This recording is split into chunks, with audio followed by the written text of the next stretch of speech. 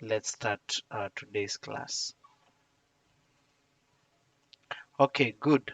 So yesterday we had discussed about that is a normal distribution, or else I introduced the distribution that is topic, and we talked about that is normal distribution.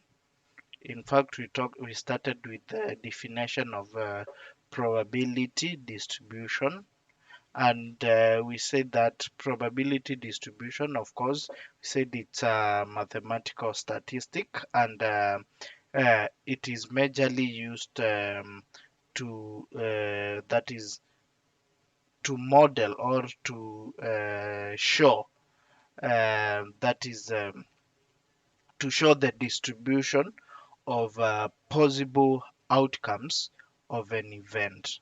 Okay, it shows a likelihood or a distribution of that is of possible outcomes of an event. So we also talked about some properties of Gaussian distribution, that is the normal distribution, and we also saw different examples, okay, of examples that is their measures are normally distributed, like in biological, that is maybe food. We have some measures which are normally distributed, like height. We have length of that is the length of arms, legs, nails, blood pressure, because they follow what?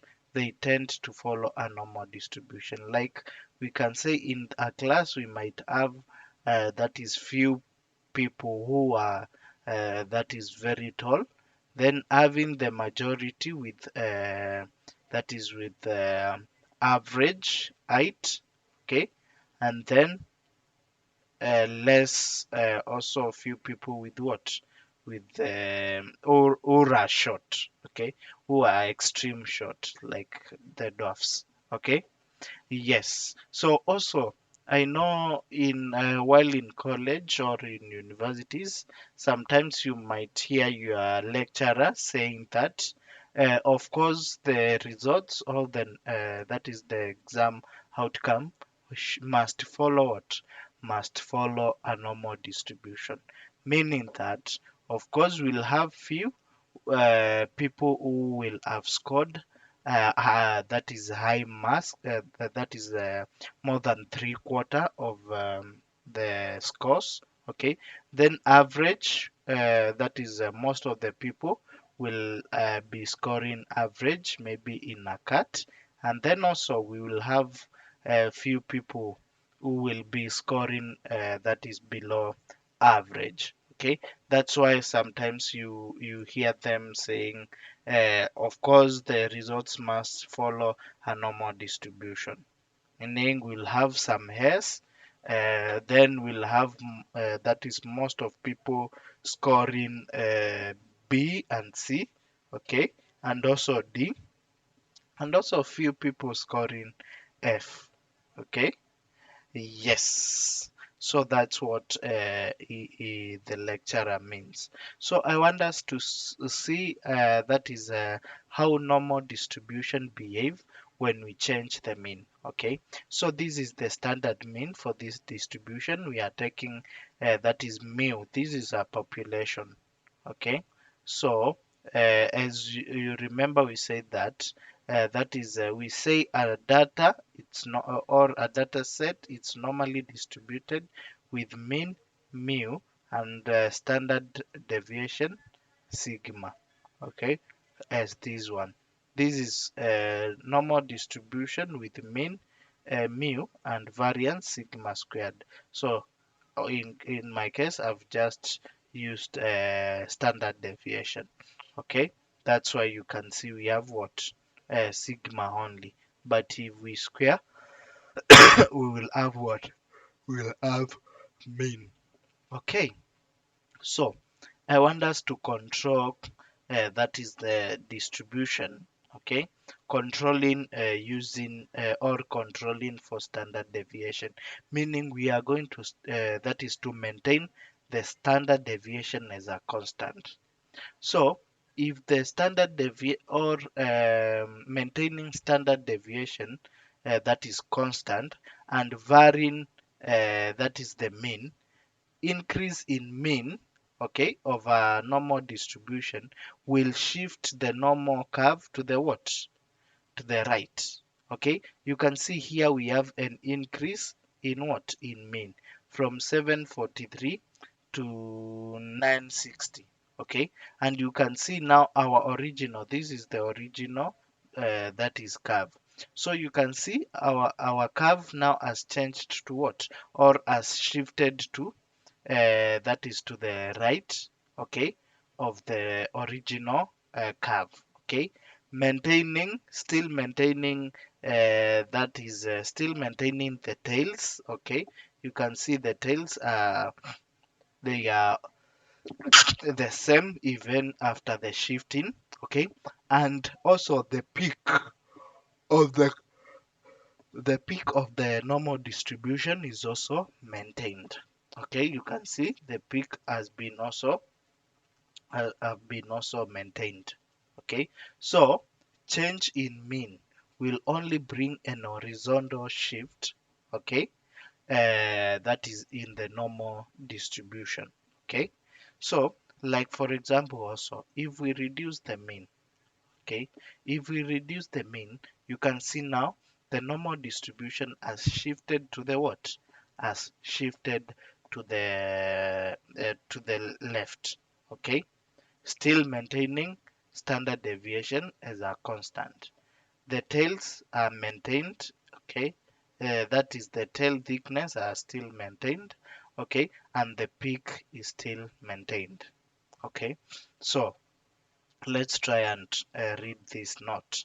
So, keeping the standard deviation constant, the graph of normal distribution changes with, like a smaller mean would look in the same way, but situated to the what? To the left, which is this one, and you can see we have what? Small, that is smaller mean. Okay, so the curve will be situated to the left. A larger mean would look in the same way, but it will be situated to the what? To the left, to the right. Sorry. Okay. So the size or the that is the distribution will still remain the same, but we'll have an horizontal what? Shift. That is when we are controlling that is normal distribution using that is standard deviation. And standard deviation in this case, we are keeping it constant. What about if now we are varying the standard deviation and what?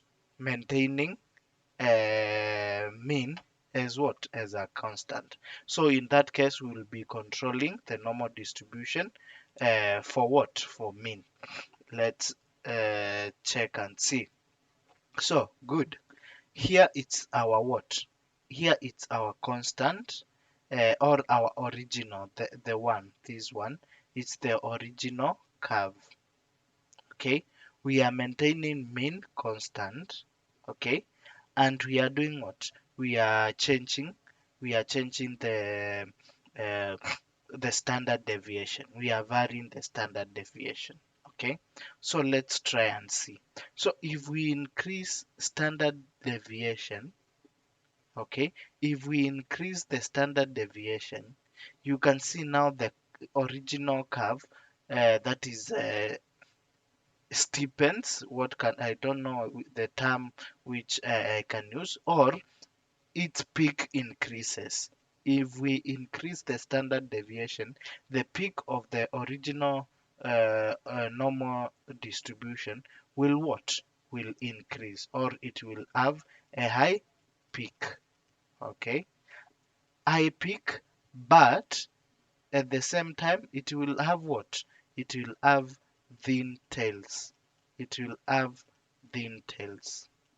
Meaning the kurtosis will be what? the kurtosis will be less than 3. Remember we talked about some properties of that is a normal distribution, and we said that is for a perfect normal distribution, and perfect normal distribution we usually call it standard normal distribution, and this is how it looks like that. A norm that is standard normal distribution as mean 0 and standard deviation what 1. So this is a perfect normal distribution, and we say that for a perfect normal distribution the skewness is what is 0, and the kurtosis is what is 3. So in this case you can see now the kurtosis will be what will be that is less compared to a perfect normal distribution. Okay, so in this case the curve will remain maybe on the same spot, but it will what it will have a high peak. Okay, what about when maybe we reduce the standard deviation?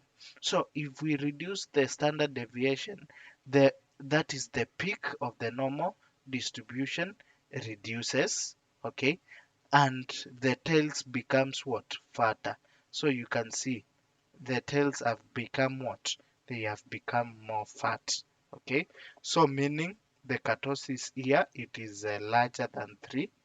Okay, and also skewness, for skewness I won't say it has increased, because we are still maintaining what the same position. Okay, so let's try and see that is the notes, how the notes are saying.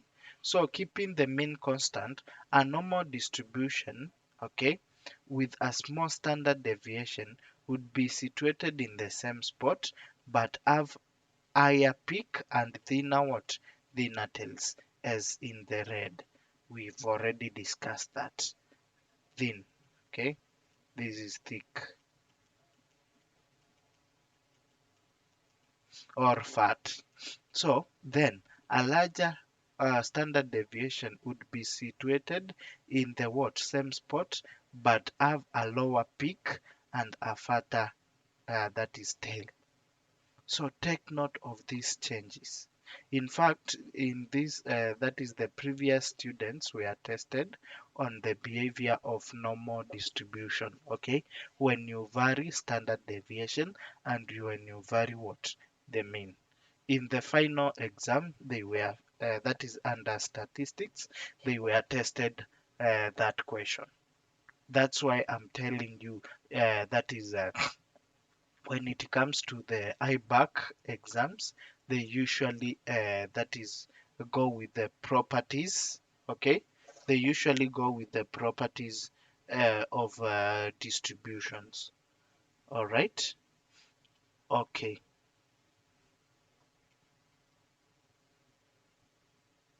All right. I can see someone calling me,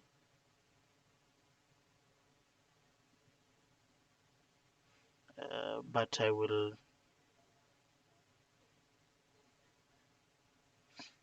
Okay. All right. So let's continue.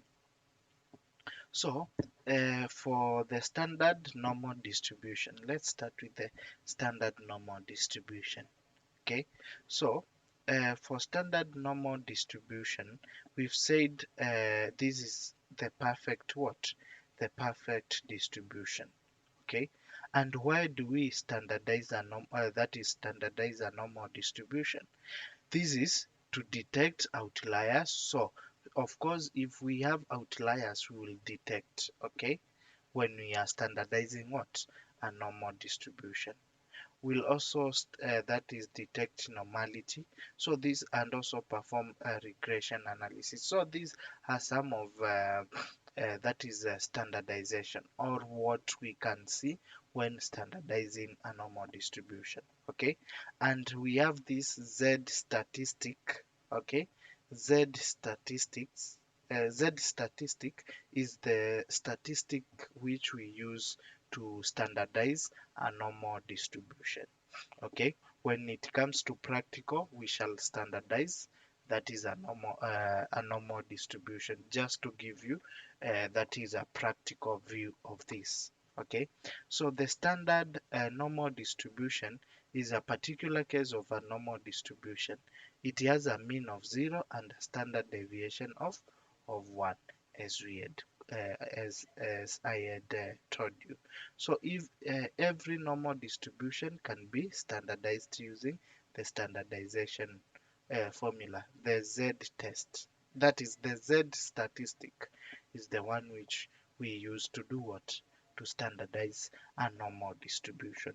Meaning, like for example, if we had a normal distribution with maybe with mean 10, okay, and that is a variance maybe 16, then we can standardize this distribution to have another distribution with what? With mean 0 and that is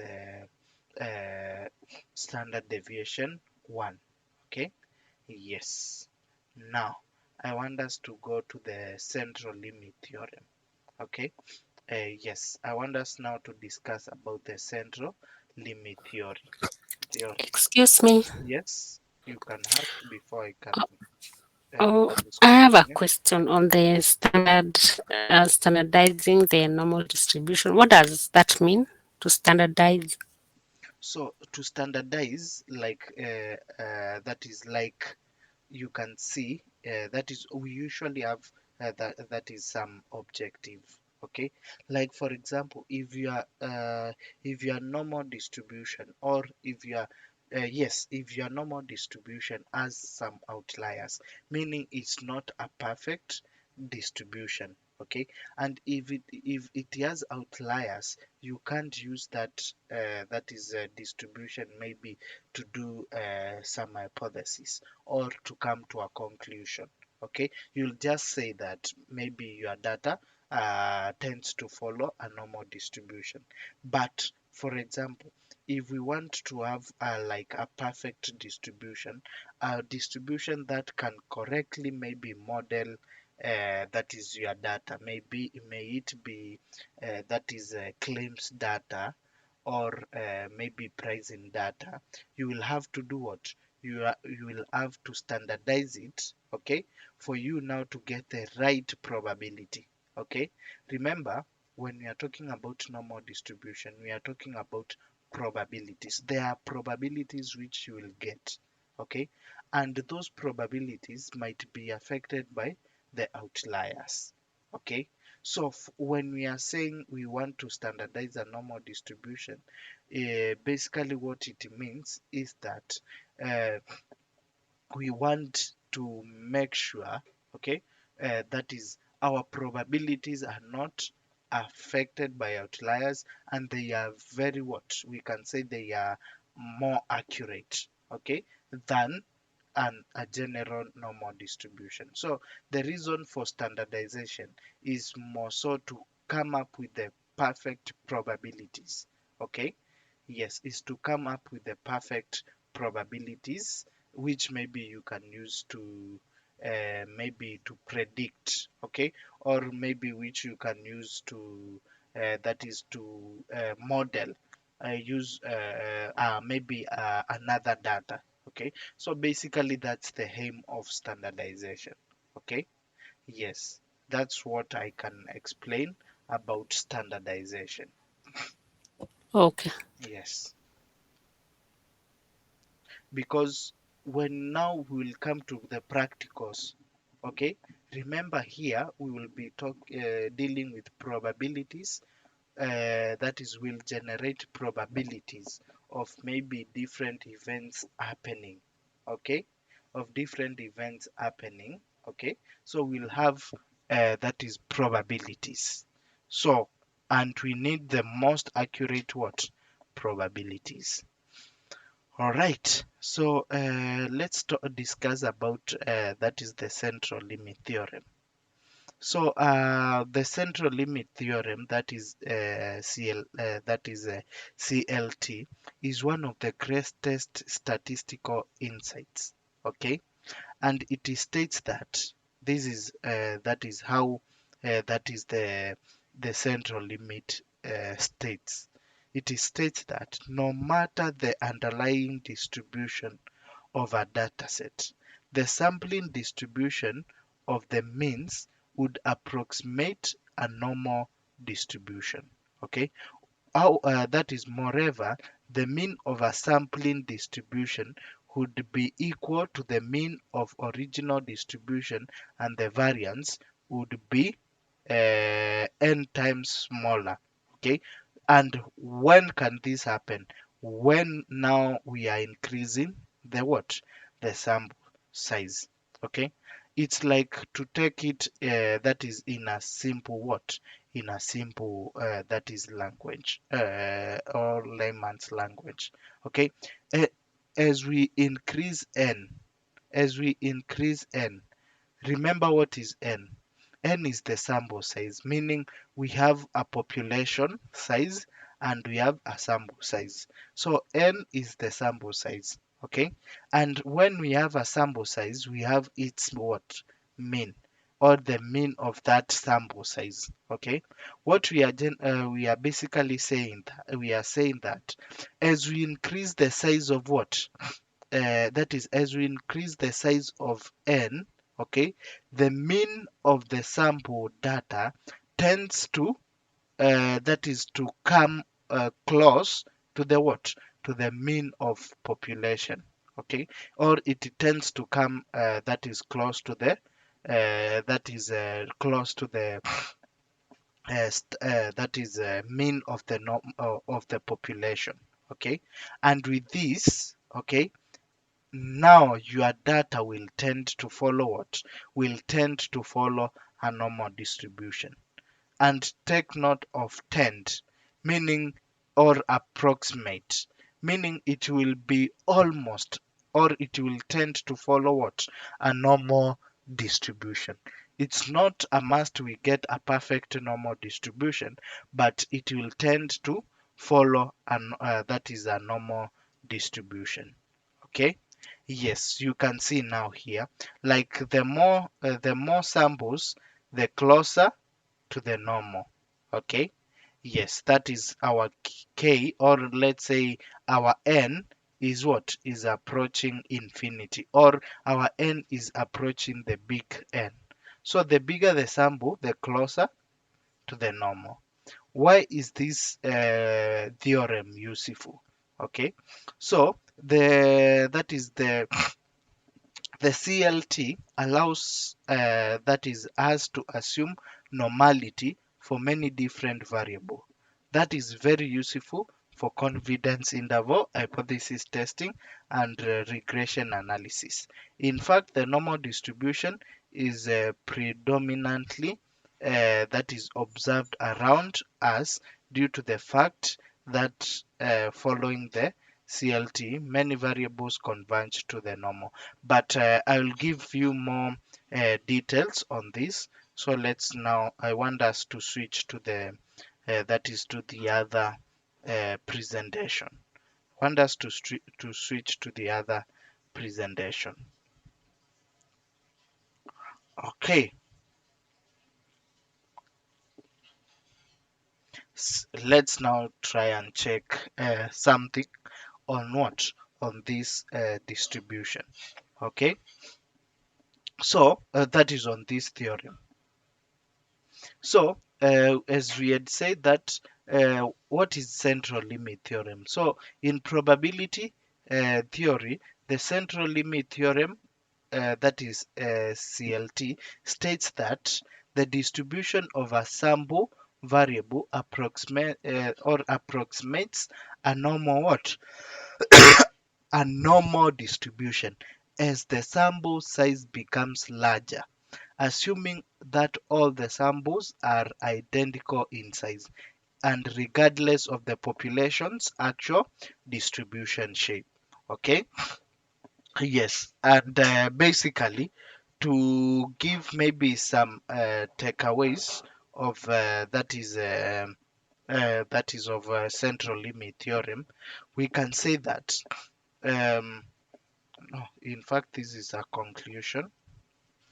We can say that the central limit theorem states that the distribution, of course, we have discussed that, like regardless of the original regardless of the population's distribution, as we increase the sample size of a sample data, okay, it tends to follow what?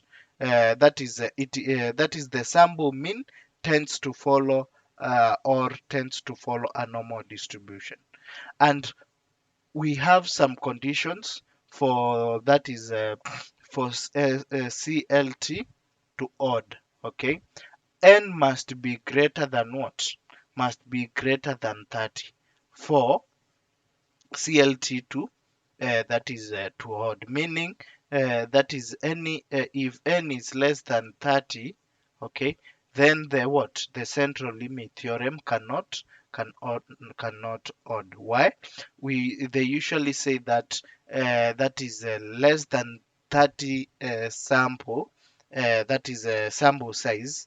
It doesn't give us maybe that is clear characteristic of what? Of our population data. It's like the way we usually say, let's assume maybe we are going to interview that is all to collect some data about that is a culture of a specific tribe. Okay, and let's assume in that village which we are going to conduct the interviews, we have over 60,000, okay, over 60,000 people, okay. Of course, it is very hard for us to interview the 60,000 people, okay. So let's take maybe some sample size. So someone can go and interview 100 people. Of course, at the 100 people, you will get some information about what? About the population. Another person will interview 1,000 people. Okay, definitely he will get that is also information about that population, but more than the one who interviewed only 10 people. That is 100 people. Then another person does 10,000 interviews or interviews that is around 10,000 people. So this person will have that is very much information about the population that is at study. Okay, so the sample size, okay, as you increase the sample size, you also that is get more information about what? About that population. Okay, so here what now we are saying about central limit theorem is that as we increase the sample size, the sample mean tends to follow what? Or tends to follow a normal distribution irregardless of the initial population distribution. It must follow that is a normal distribution. Okay, then we are saying that for CLT, that is for a sample size equal or to greater than that is 30 are often considered sufficient for CLT to hold. Anything less than 30, we will say that the data or the sample size is not sufficient, okay, for our theorem to hold. Okay, so a key aspect of CLT is that the average of the sample means and the standard deviation will equal the population mean at standard and standard deviation. Yes, as we increase the sample size, okay, you can see the average of the sample means, okay, and standard deviations of the sample data will tend to be equal, or at some point it will be equal to the population mean and standard deviation. Okay, but that's when maybe n is equals to what? Is equals to n. Here now at this point, it seems like you already have all the population data. So with that case, mean and the standard deviation will be what? Will be equal. So a sufficiently large sample size can predict the characteristics of a population more accurately. Yes, as I had told you, the larger the sample size, okay, the better knowledge about what? About the population. This is the same translation, maybe in a statistical way. Okay, so a sufficiently large sample size can predict the characteristics of what? Of a population more accurately. Okay, yes. So at this point, maybe if you are using larger sample size, you'll be having more information, okay, about the population. So we are saying that CLT is useful in finance when analyzing a large collection of what? Of securities. Yes. So if you analyze a large collection of securities, okay, you will be able to choose or to come up with that is a that is a portfolio, okay, or maybe a portfolio which has the that is the lowest risks, okay. Yes, so CLT is useful in finance when analyzing a large collection of securities to estimate portfolio distributions and traits for returns, okay, risks and correlation. Okay, good. Let's check what this slide tells us. So central limit theorem is often used in conjunction with the law of what? Large numbers, which states that the average of the sample means and standard deviations will come closer to equaling the population mean and standard deviation as the sample size grows, which is extremely useful in accurately predicting the characteristics of populations. Okay, of course, I have made that point that is very clear. Any question? Any question? Any question on that? Okay, then seems we are all good. I wonder, we have two slides here about that is how normal distribution is useful in finance. But normal distribution is useful even beyond finance. Okay, finance have just taken that is one field. Okay, to show like application of distribution. Okay, but almost every that is every sector we have what? We have that is applications of what? Of normal distribution. Okay, yes. So I want us now to that is to do the normal distribution. Okay, the application part of it. Then for we have some example, though this you will be taken through during the Python, that is the machine learning, sorry, Python class. You will be taken through these Python codes, okay, to plot a normal distribution. But for our case, we will use Excel to plot a normal distribution, okay. So I want us to finish these two slides, and then we'll also introduce that is binomial distribution. Okay, we'll also introduce binomial distribution and see that is how far we can take that is the normal that is the binomial distribution, even though it's length, but we'll try and see where maybe where we can reach. Okay, okay. So about normal distribution is useful in finance, but how? Okay, so the assumption of normal distribution is applied to asset prices as well as price actions. Okay, This knowledge of all these assumptions of all the knowledge of or application of normal distribution in asset prices. It helps us to do what we call price action. Okay. Yes, so it really helps the investors or traders in the market to do more so what we call price actions. Okay, so like traders may plot price points over time to fit recent price actions into what? Into a normal distribution. The further the price actions move from the mean, in this case, the more likelihood that an asset is being overvalued. Okay, if of course, let's say we had a standard, that is a standard price. Okay, we had set a standard price. Okay, so the far maybe the far in terms of positive and negative.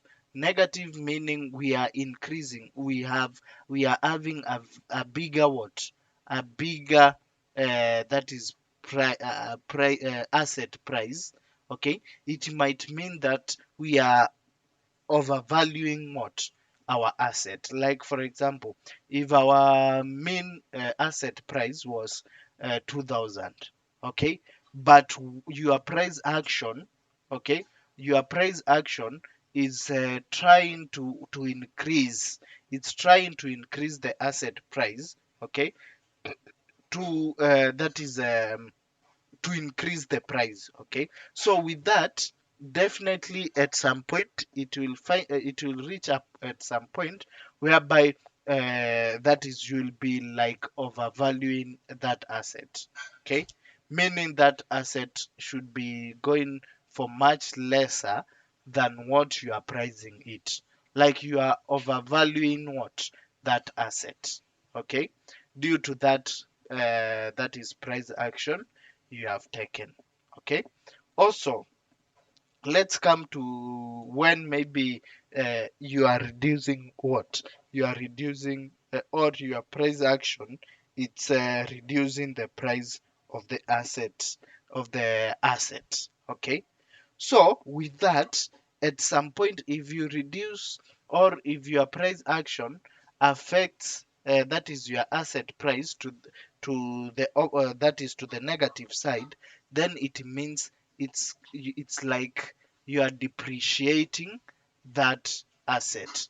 Okay, it's like you are depreciating that asset or undervaluing. At some point, you may find that you are really undervaluing that is value. So this knowledge, okay, of normal distribution helps us now to make sure we are not much far, okay, from the asset price, either on the negative or on the positive what side. Okay, see, like we are like at average. Let's say we have the mean, let's say the mean asset price, it is at this point.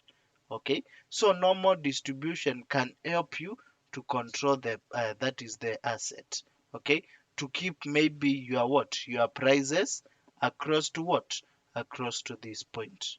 Okay, if you go maybe, if you that is, you don't control your price and tends now to come here, okay, then it will seem like you are overvaluing this value. Or if it drops up to this maybe point, okay, we have the prices here maybe in shillings. Okay, so it will tend like you are what, you are undervaluing that is that asset. Maybe if we have some people in finance here, they can help us even understand this more. I, in personal, am not in finance field, so someone can help us even understand this more better. So traders can use standard deviation to suggest potential what, trades. This type of trading generally done of that is on very short time frame, as large timescales may make it harder to pick entry point or exit point. So similarly, many statistical theories attempt to model what? Asset price under the assumption that they follow a normal distribution. But in reality, price distributions, they tend to have what? Fatter tails, and meaning they will have a kurtosis greater than what? Greater than 3. So you will find that at some point, normal distribution cannot be that is the best distribution to model, that is prices, okay, asset prices, but we can usually use log normal, maybe to that is to model that is the prices. So such assets have had price movement greater than 3 standard deviation beyond the mean, uh, more often than would be expected under the assumption of normal distribution. Even if an asset has went through a long period where it fits a normal distribution, there is no guarantee that the past performance truly informs what? The future prospect. It won't be that perfect to do what? To predict the future. And that's just application of normal distribution in what? In finance. But we have very many applications. So you can go and check that is normal distribution applications in other fields. Okay, you might ignore it, but maybe you'll remember that maybe when you will come across such a question. Like for example, give us maybe 3 areas where you can do what? Where you can apply that is normal distribution. Okay. Then reason, give us why would it be preferable to use normal distribution to model that data instead of that is binomial distribution. So there now properties of distribution come in. Any question about normal distribution before I can go to binomial distribution? Any question?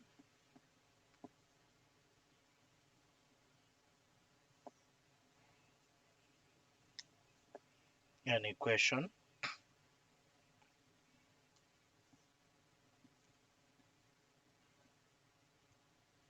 Okay. If no question, let's continue. So, binomial distribution. When we talk about binomial distribution, what does or what comes to your mind first? Okay, definitely for my case, it is this is a discrete distribution. Okay, yes. So let's start with binomial distribution, and it has some assumptions, whereby in this case the events are mutually exclusive. Okay, that is, events are independent to each other. Okay, let's now try and check this. So what is a binomial distribution?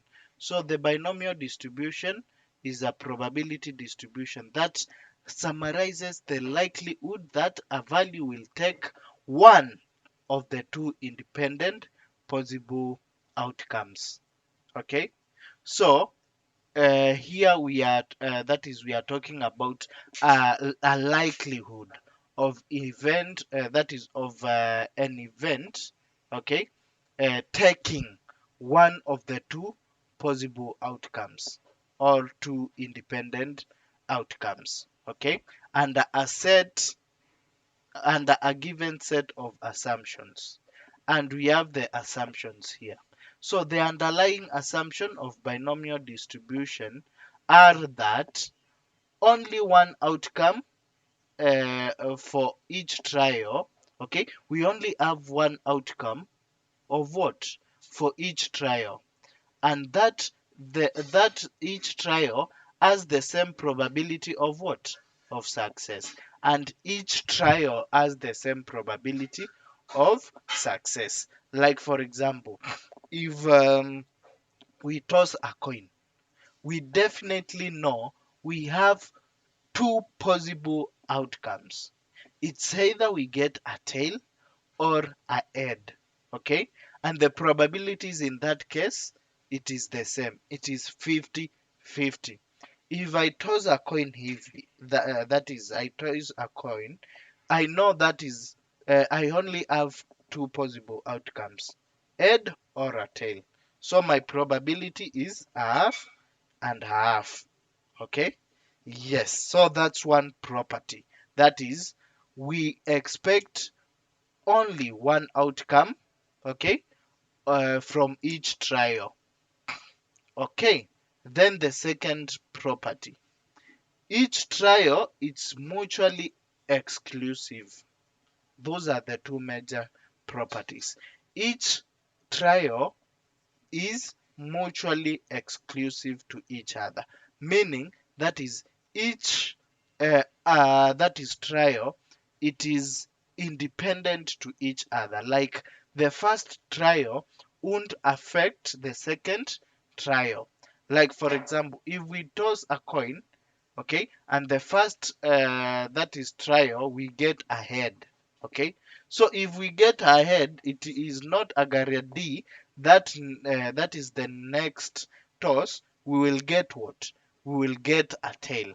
Okay, so with that we can say that each trial it's independent, okay, to each other or to the other. Okay, yes, so we have that is that property of mutually exclusivity. Okay, then we have some takeaways. And some takeaways is basically what we've already discussed. That is, the binomial distribution is a probability distribution that summarizes the likelihood that a value will take one of two independent values under a given set of parameters or assumptions. The underlying assumption of binomial distribution are that there is only one outcome for each trial, that each trial has the same probability of success, and each trial is mutually exclusive or independent of the other. We've already discussed that. So the binomial distribution is the most common distribution used in statistics, as opposed to what? To the continuous distribution, like the normal distribution. The normal distribution, I said it's what? It is that is a continuous distribution. Let's now do a deep dive or understand what we majorly mean by the term when we are talking about what? When we are talking about binomial distribution. So take note of this. So in binomial distribution, we have two, that is, we have two probabilities. Probability of success, which is denoted by P. P shows the probability of what? It's the probability of what? Of success. Of success. And 1 minus P will be what? Probability of failure. Probability of failure. And 1 minus P, we usually or majorly denote it by Q. When for those who that is for those who have come across or have ever that is gone through the survival analysis, we usually have these probabilities, whereby we usually say that is P is probability of what? Survival. Okay, probability of survival. When we usually say PT, that is, this is the probability that you will survive for the next T years. Okay, probability that you will live for the next maybe next T years. Okay, yes. Then we have 1 minus T, okay, is equals to QT. And Q, it is the probability of what? It's probability of death. That is probability that you won't survive to the next maybe t years, like 5. T can take that is 1, 2, up to maybe n. Okay, so this is the probability that a person will not survive to the next t years. Okay, yes. So basically, what we can conclude is P plus Q should give us what? 1. The probability of survival and probability of death should give you what? 1. Okay, that's good. So now I was just illustrating for your own understanding.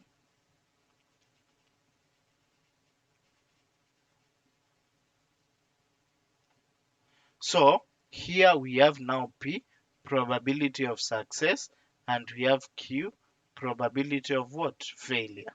So that is binomial distribution. We've said it's the common discrete distribution used in statistics, as opposed to continuous distribution such as normal distribution.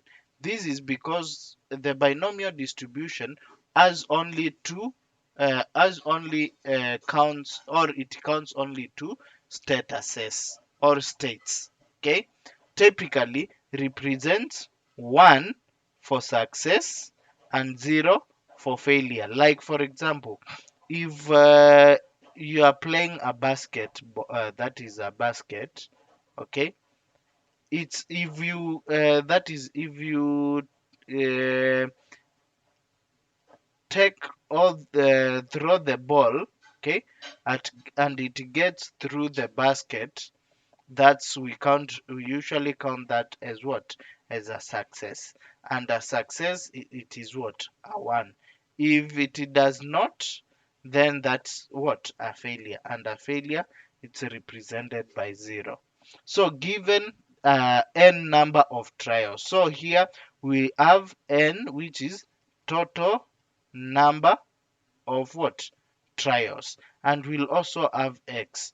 X will be the total number of successful what? Trials. X will be the total number of successful trials. N will be that is the number of all the total number of trials. Like for example, if this person throws the ball, okay, through the that is through this, or it does 10 throws, okay, then we will have what? N will be 10, which is we'll have 10 trials.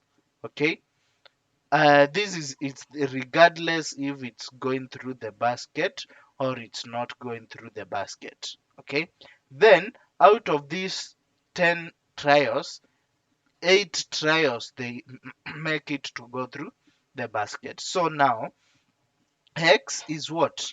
X is our that is it's 8, which is our success trials.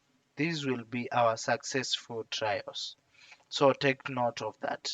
So um, so the binomial distribution that represents probability for x successes in n trials, given a success probability p for each trial.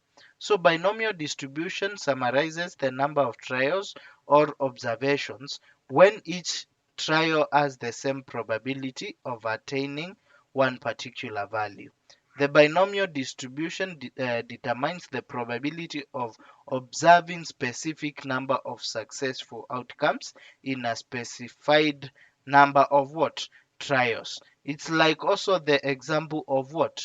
That is the pendulum.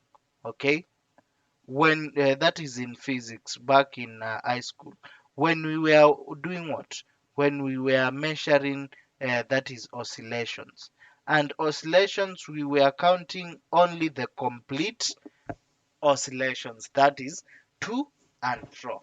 Okay, Yes. So, like, let's talk about maybe that is an example here. So, binomial distribution is often used in social sciences, okay, as a building block for models to for the that is for models for dichotomous outcome variables. Like, for example, whether the Republican or Democrat will win the what? The upcoming elections. Definitely one team must what? Must win. And the other team will what? Will lose. So it's a lose-win game here. Okay? Yes. Or whether an individual will die within a specified period of what? Period of time. Remember when I was talking about now the probability of death and also probability of survival for the next maybe few years. Okay, now we have that is the formula for that is binomial distribution or analyzing that is binomial distribution. Okay, so in this case, this is the formula for binomial distribution. That is, we usually say that is um, the probability of success. Okay, and before that, have I skipped something? No, no. I think it is in this next slide, the last slide, when we will be talking now about what? The mean of the binomial distribution and the variance. Okay, so for normal distribution, also remind me during the next class, I we talk about this is the formula for normal distribution. You can see it's very long formula. Okay, and then we'll also discuss the formula for Poisson distribution, and this is the formula for a binomial distribution. Okay, so let's say that is a variable follow as a probability that is a binomial probability given that let's say n combine x. I know we've ever talked that is we learned about combine in what that is basic statistics in what all basic mathematics back in college, okay, whereby we talked about we talked about you talk or you discussed about factorials and also that is combine, okay, and also combine. So let's now that is we'll shall also discuss about this combine. Okay, so this is now the that is the formula. So n combine x, okay, multiply by probability of success raised to the number of what? To the success that is number of successes, okay, multiply by let's say it is q, because remember we said that p plus q is equals to what? 1. Okay, so q will be equal to 1 minus p, which is this one. You can see 1 minus p is equals to q. That's why I'm using q here. So multiply by q raised to n minus what? Minus x. Where n is the total number of trials, x is the total number of successful trials. Okay. Yes, and p is the probability of success. Q is the probability of failure. Okay, now what does this mean? So if we that is if we put this that is formula or combination formula to factorial, we usually break down it to n factorial, okay, divide by, okay, x factorial multiply by n minus x factorial. I guess here it should be here. Okay, n factorial divide by x factorial multiply by n minus x factorial. Like for example, if we are saying, let's say n is what? N is 4. So n factorial, it will be 4 factorial. And 4 factorial, basically it means you are multiplying, that is 4 with what? Or we are breaking this, or what, I don't know the best term I can use, but you are multiplying 4 with all that is possible values that is below 4.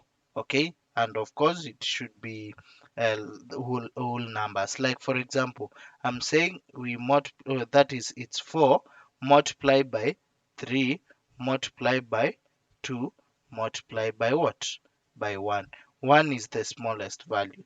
If I'm saying I'm talking of 6 factorial, what I mean is it is 6 multiply by 5 multiply by 4 multiply by 3 multiply by 2 multiply by 1.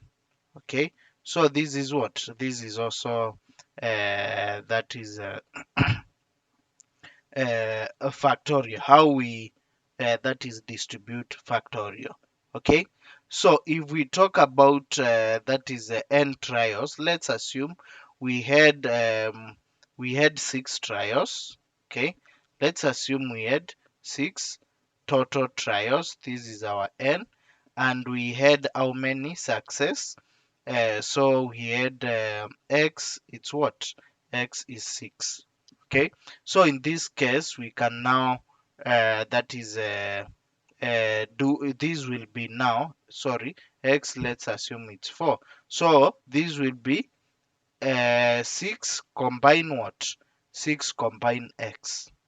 It will be 6, sorry, not combine x, rather than combine 4, because we've said let x be what? Be 4. So it will be 6 combine 4. And how can we break this maybe down mathematically? This basically means we are saying it is 6 multiplied by 5 multiplied by 4 multiplied by 3 multiplied by 2 multiply by 1. Okay, then divide by, okay, then x factorial. X factorial will be now 4 multiplied by 3 multiplied by 2 multiplied by 1. Okay, into, then we have what? N minus, it will be n minus x, so it will be 6, so it will be 2 factorials, so it will be 2 multiplied by what? By 1. Okay, so with this case I can divide this, I can say this divide by this, so I will remain with 6 times 5. Okay, divide by what? 2, and this will be what? 30 divide by 15. And you can confirm that. Okay, you can do that maybe mathematically, you can do that mathematically. Okay, let me try and see if excel has such a function. Excel,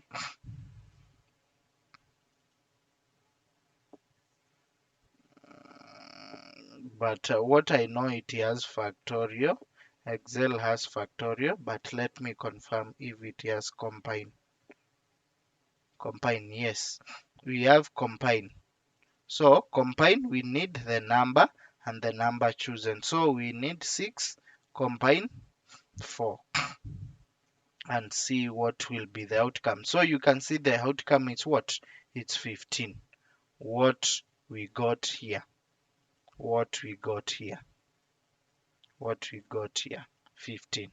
So basically that's how we do that is combine. Okay. And then this formula basically gives us the what? the probabilities. This gives us the probabilities for binomial distribution. Okay. Then the mean of binomial distribution is given by n multiply p. That is the total number of trials multiplied by the probability of what? Success. So the expected value or mean of binomial distribution is calculated by multiplying the number of trials multiplied by probability of what? Of success. Okay. Yes. Now I want us now to that is to go through this theory, and then we will be also done with the binomial distribution. What will be remaining is now for you go search that is the probabilities. Okay. Go search uh,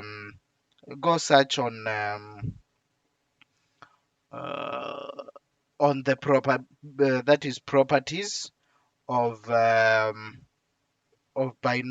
properties of binomial distribution, and also uses of what?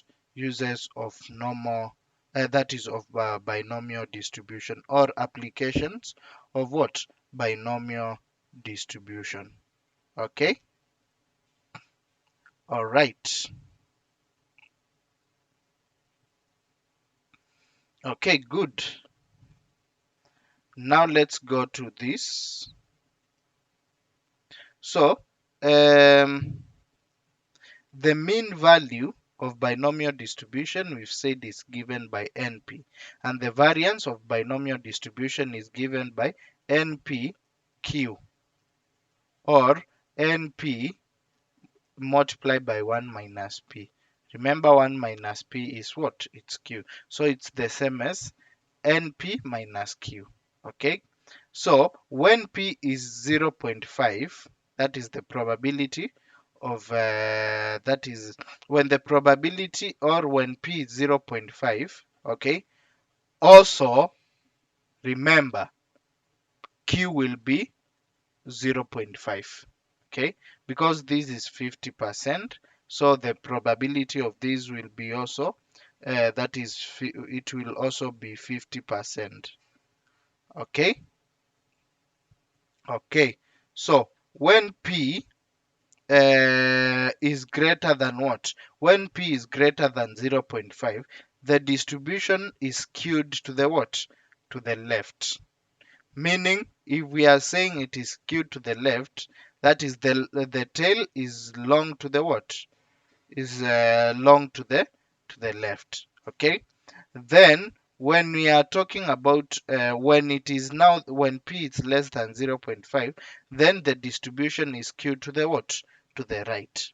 We had as well discussed these in what? We had also discussed these in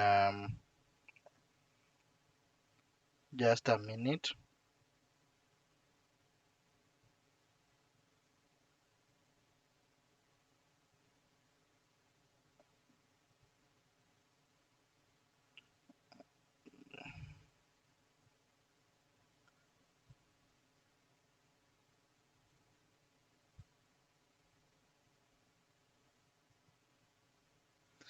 Okay, so the binomial distribution is the sum of series of multiple independent and identically distributed binary trials.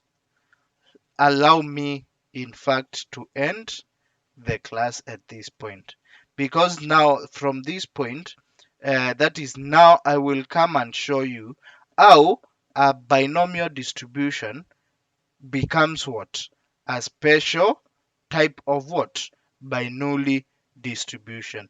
When n is equals to 1, or if we only do one, that is one trial, then that changes from binomial distribution to what? To binary distribution. That's why we usually say that binary distribution is a special case of binomial distribution, where the number of trials is equals to what?